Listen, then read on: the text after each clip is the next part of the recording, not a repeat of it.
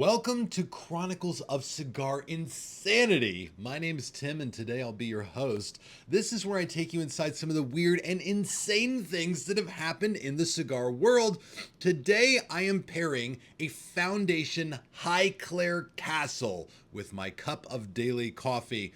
And this story is one about Foundation cigars. In fact, it's something I think about every time I light up a Foundation because it happened to me years ago when I first started Cigars Daily.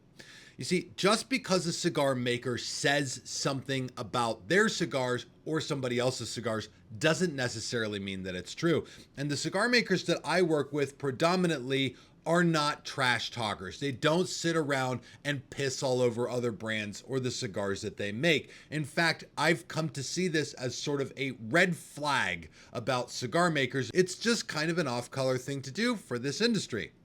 But when I first got into cigars, I was talking with a moderately known cigar maker. You may know his cigars, you may not. And I was mentioned Foundation to him, and he said to me basically these words. He said, "Oh, Nick Melillo, that guy is just rebanding JR's bundles and calling them Foundation cigars. I stood in a factory and watched him do it."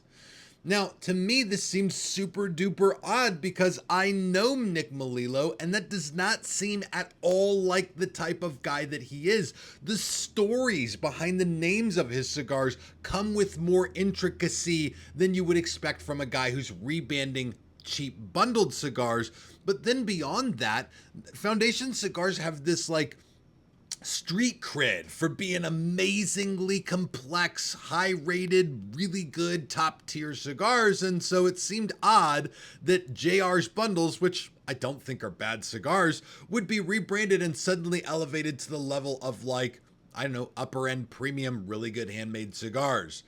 I think about this all the time because it caused me to look at that cigar maker in a worse light than it caused me to look at Nick Melillo, who I still regard as one of the better cigar makers. There are lots of weird things that happen in the cigar world, and just because a cigar maker says something doesn't mean it's absolutely the foundational truth. If they come along and explain plume to you, or if they tell you that some cigar maker doesn't know anything they're talking about, sometimes the gossip comes from the top tier. But at the same time, the cigar makers I work with, I hold in high regard. They're typically the ones whose cigars are top tier. A lot of these guys have character that's up there, absolutely top tier, and they put out some of the best cigars the world has known today. And the question that remains is, have you had a Foundation cigar, and did it taste like a rebanded bundled stick?